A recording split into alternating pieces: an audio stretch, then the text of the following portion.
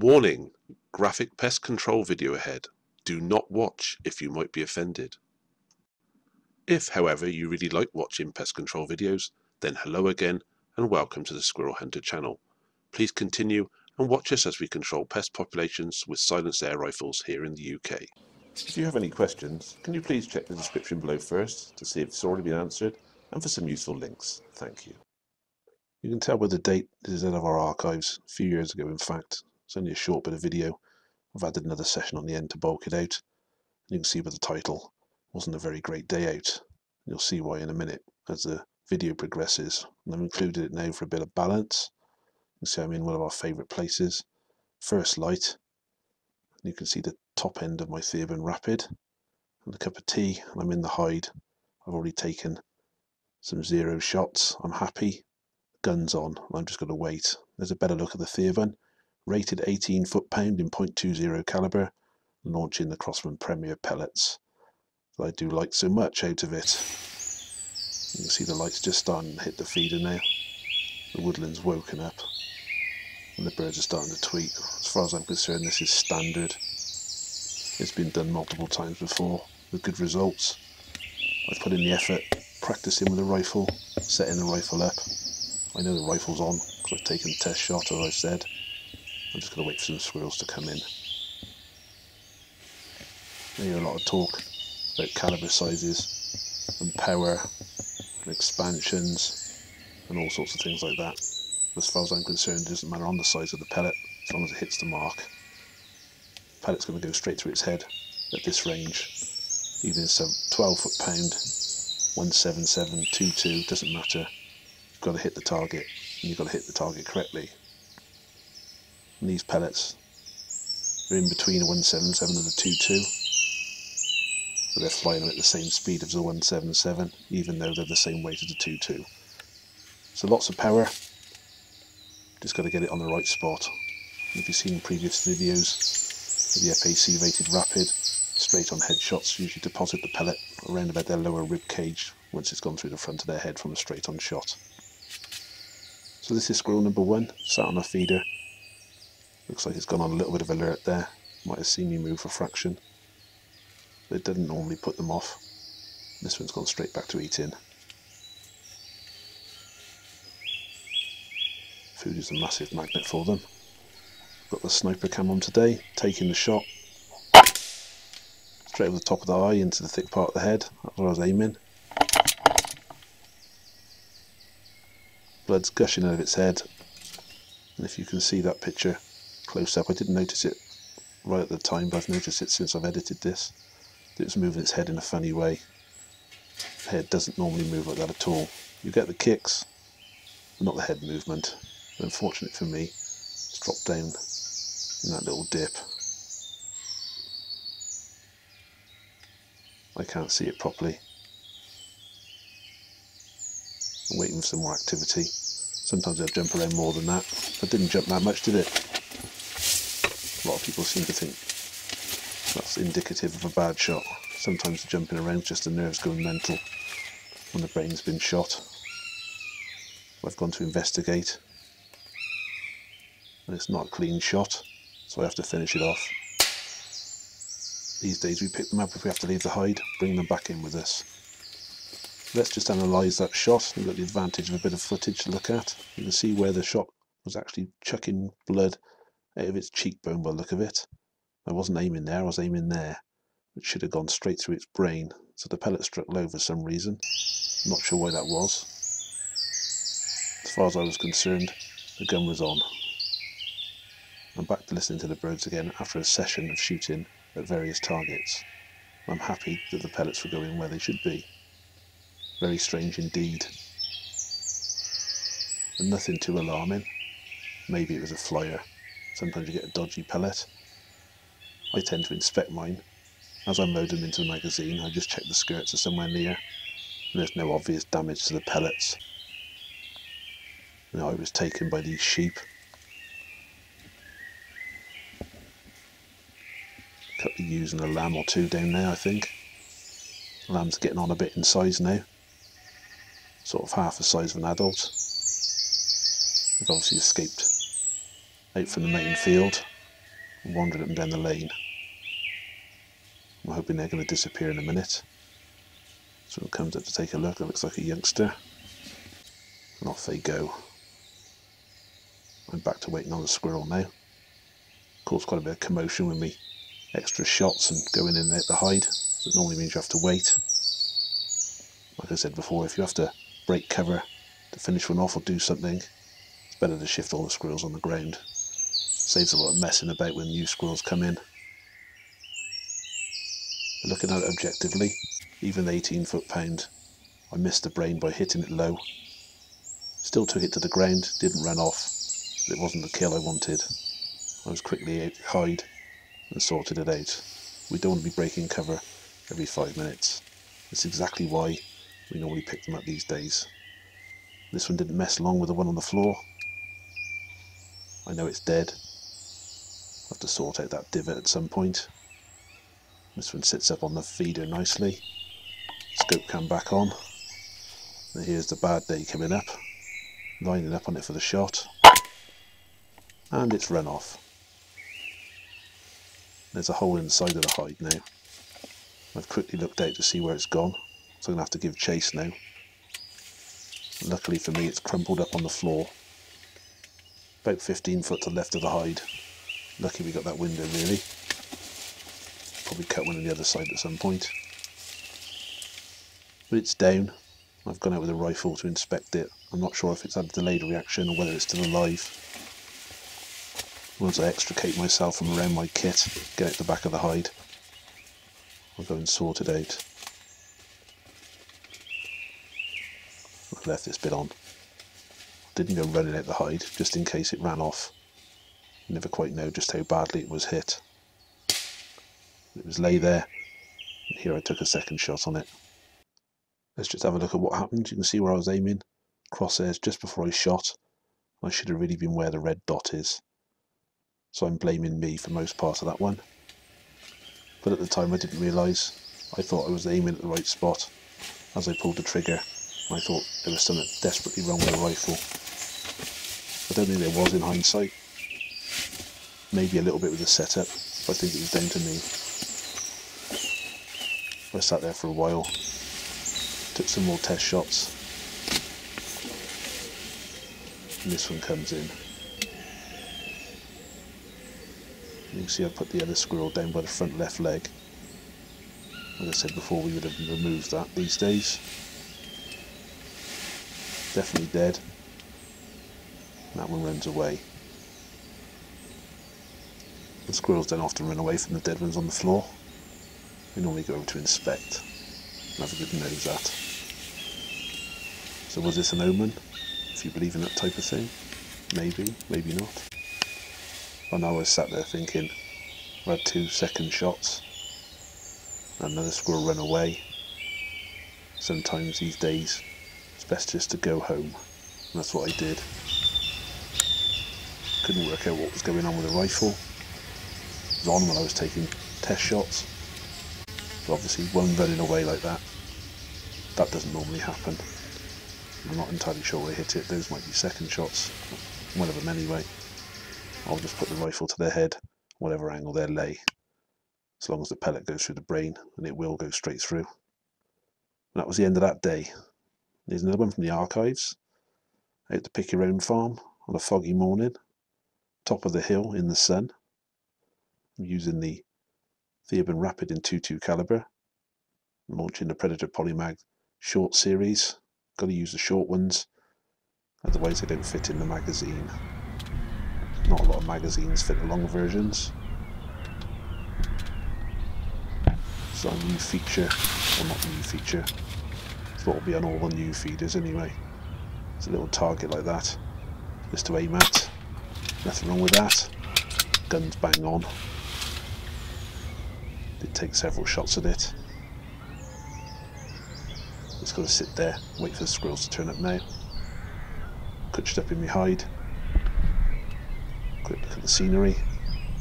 See the top end of a 400 acre wood over there. That's where Bruv's got his feeder.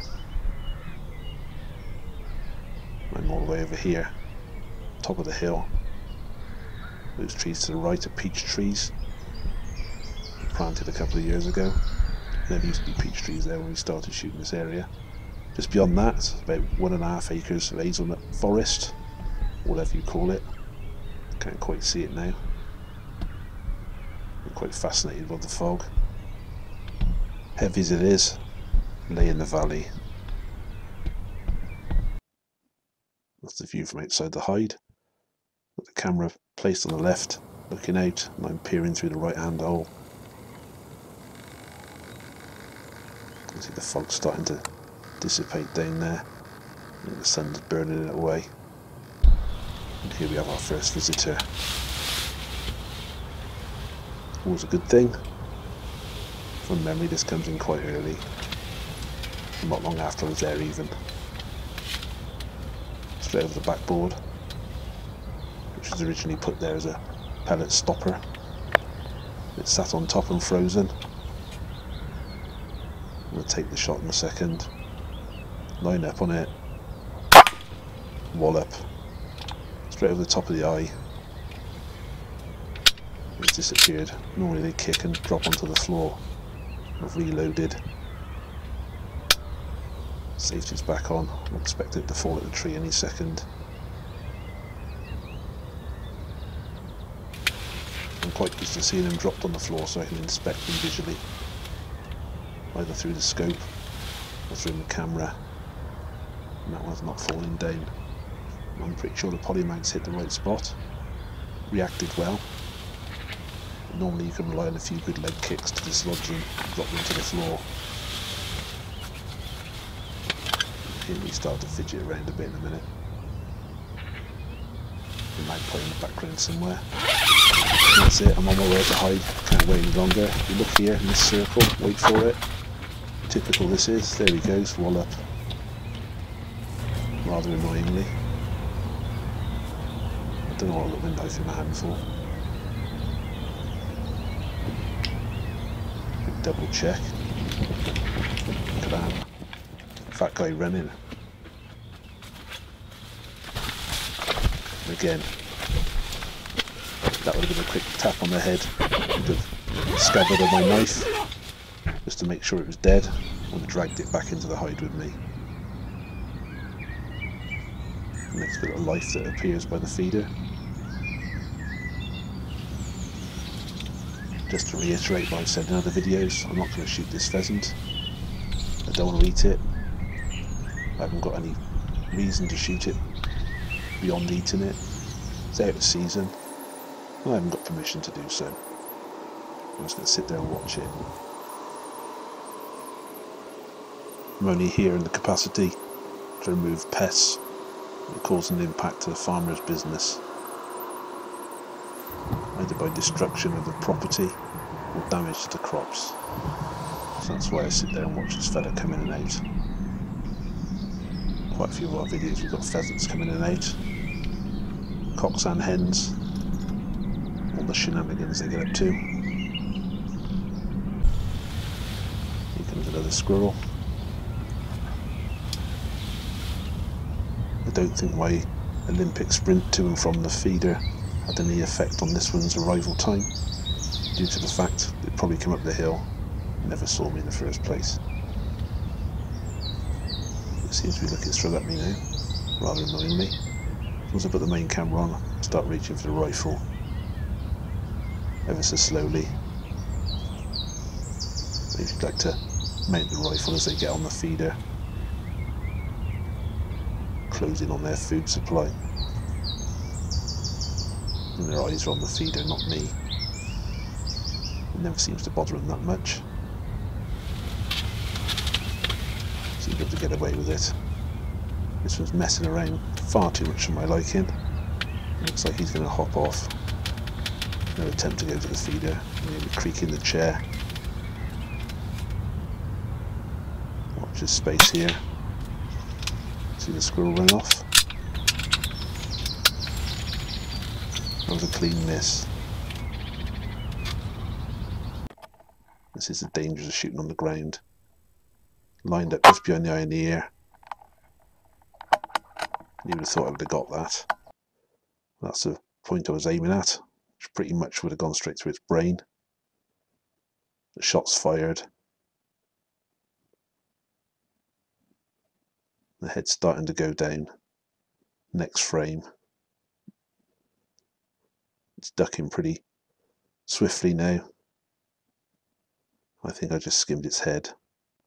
You see the way it just wandered off the side of the screen there. Startled it at first, and it seemed to saunter off. Annoying when you miss them. I thought it had frozen, but I got caught out with the head movement. It happens. This is why we like waiting for the rhythm on the feeder. It's alright hitting one or two. If you're doing relentlessly, one after the other, you need a system going on. If you look on the top of this feeder, here comes another squirrel. What you need them to do is to be comfortably sat.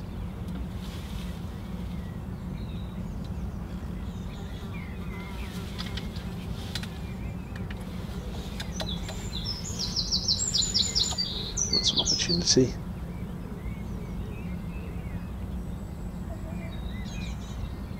What's the matter with them today? Everyone comes to the feeder proper. And a miss. If anyone tells you they do this, or go out with air rifles and never missed, they're obviously lying. Unless they carried the air rifle around and never actually took a shot. I'm trying to gauge this one, he looks quite calm. You see that little head movement? Side-on headshots are a real nightmare when it comes to head movements. Straight on one shot's not so bad. If you're unlucky enough to get a head's movement from a straight-on shot, it tends to hit them in the neck. Straight-on shot coming up. Wallop. Polymags do hit hard. With a quick look at this one, it's moving its head. It's a dead giveaway to me that it needed a second shot. Don't know why the first one didn't do the business. Normally a straight on shot's a cracking shot. And again, it's had two to the head now. It's not moving its head anymore. Muscle spasming. Head and pheasant comes back in again. You might have seen her leave the screen a little bit ago. I could accept back leg kicking an awful lot on a squirrel, but head movement, the shot wasn't great. So two in the head now.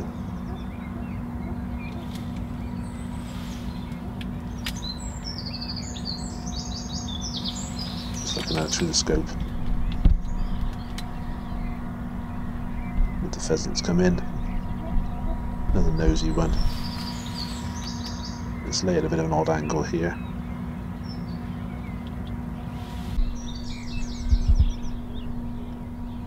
Do a quick zoom in. Check its ribs aren't moving. It's more like it. The only thing I can think of, maybe the pellet took a slight deflection possibly. Maybe went under the brain. Did lots of damage on the way through. Normally when you hit the brain properly, the front end's all floppy. I've got no issues with the rifle and pellet performance. Quite happy with them so far. First one was properly poleaxed down on the ground.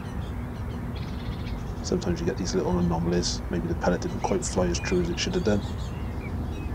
We're only 15 yards away. Here comes squirrel number 3.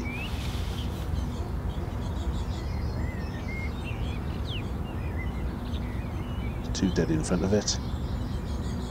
It's having a good old sniff about.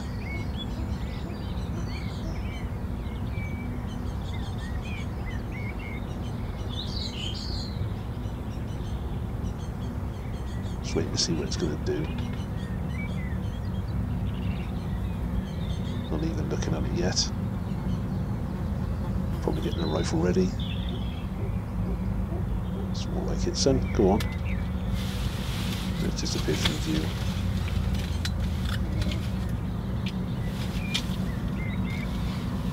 Expected to turn up some on the feeder. Scope comes on. There he is. Sat on top.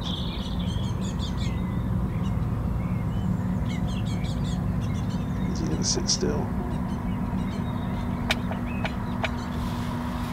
perfect. That's what we want. Let's give him the time to sit down. And that'll wait on the ledge I've thrown that there. That'll do. The muscles are spasmed and them sharp little claws have caught the edge of the ledge. So the blood's just gushing out of its head. A lot more movement than the last one. No head lifting this time. Front end all floppy. Just what we wanted to see. Put the safety back on. Go back for waiting for other things to happen. You can hear the farm machinery droning on in the background. Down the bottom of the bank, but it seems to be travelling up quite well. Trying to look at that squirrel. Can't see it very well. This hen pheasant's having a good mooch. Looks like she's been squat down in some wet grass. A little bit damp.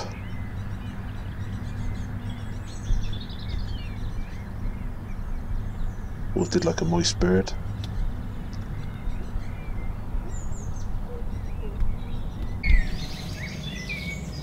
Another squirrel foot of the tree to the right there. It's poking its head out into the sun.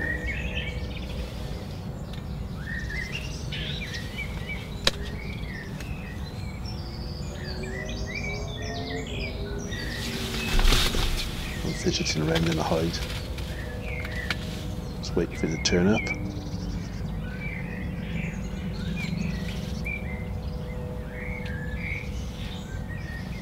Unless it's in real time, just to show how frustrating it can be.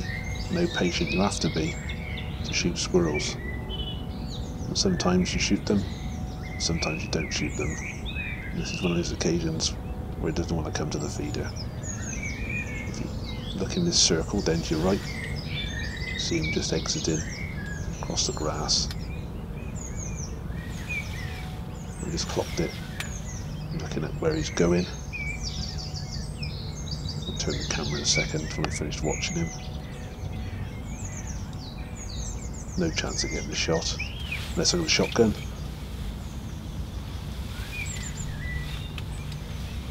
Here we go. Where's that squirrel gone? Clambered up into the peach tree. I'm not sure what it's doing there, whether it's having a chew on the bark or what it's doing. That's just the sort of behaviour that gets him the name of Pest in this country, being a non-native species. The right time of year they will chew the bark. I would suggest it probably wasn't chewing the bark, it might be looking at some buds possibly. It didn't stay there long. It was on its way. Mostly the bark chewing is when the sap starts to run in the spring.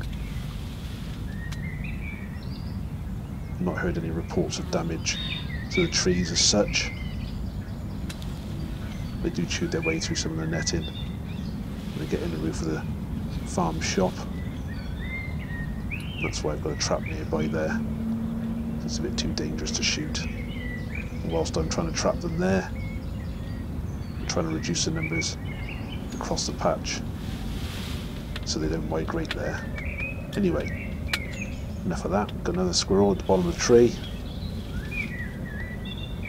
Maybe this one wants a feed. We selected this position. It's a bit of a crossover point. We identified that early on when we first came to shoot this permission. We worked out they all travel up and down the line of trees that this feeder is on. There's a wood over beyond my left ear as I'm looking out. A lot of them have got drays up in there. It's only a small coppice type thing. And they'll travel into that hazelnut wood down the bank along the hedge line. It's a bit of a highway crossover point with their roots. And that's why the feeder's there. Try and pick up as many as possible. This place has been quite a bit more of a challenge than your normal woodland. Just bang a feeder up and they'll draw in from all angles. Seems to have roots they take and they tend to stick to the hedgerows a lot of the time.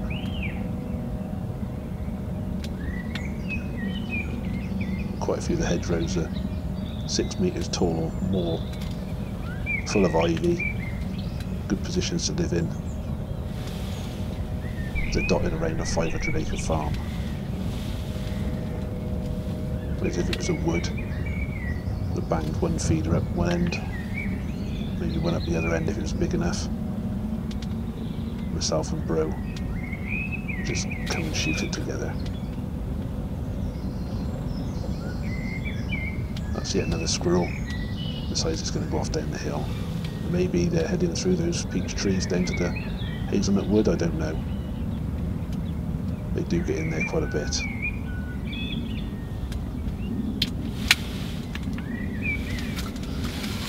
Anyway, it's another opportunity passed. Quite frustrating, isn't it? After 2 run-throughs, I decided I'm going to go out and pick the 3 squirrels up off the ground, fetch them back into my hide, which is precisely what I did. And have some melted chocolate in my bag. It's a bad idea in the summer months to carry whole nut around. Bit minging looking, but it tasted okay. That and a cup of tea. And back to waiting. I thought I'd give it another hour. Lo and behold, the next squirrel that comes romping in before I have a chance to get the camera on goes straight onto the feeder. Just typical really, isn't it? Not sure if my little pickup of the 3 on the ground had that effect. I'll never know. It's a bit odd that it happens straight after, isn't it? I don't normally worry about the dead ones on the ground. This one's chowing down big time.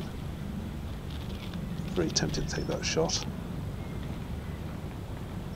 I hate it when they do that. I like them to dip down and dip back up again. I'm holding off the crosshairs here, so I want to see what it's going to do before I settle down and take the shot. I'm getting comfy. Bit of a breeze has come out, but it shouldn't affect the pellet. Travelling across here. I think it's just going to have to take the shot, I think. You can see by the way the backside slid out. See on the floor, landed on a little dip. Absolutely spark out with the first shot. A few lame kicks. And that's more like it. Toes up time for Mr. Squirrel. That's number 4 on the ground.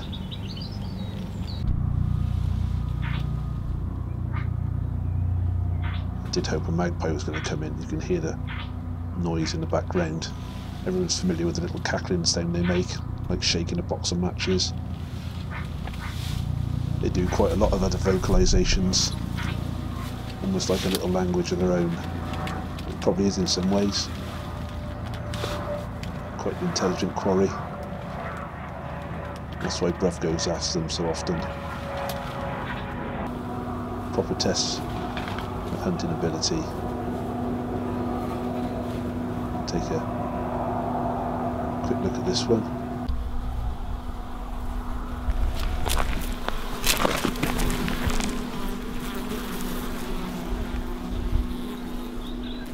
No, the flies aren't a problem before anyone asks. These will be going straight in the freezer in the bag. And they'll be frozen rock solid until the scapes have them. When they skin them, any eggs that were on the outside will probably be dead, and they'll certainly be removed with the skin before the scapes eat them. So apart from the second shot needed, the rest were okay. And there's 4 with a lovely rapid. A quick look down the bank a bit. See the leaves on the hazelnut orchard. Lovely sunny day. Rapeseed in the background, all that yellow. As I leave, look up at the barn and see some feral pigeons dotted around on the wires. And they're another target we'll have to get to again. Thank you for watching. If you like this video, please like, subscribe and share. Thank you.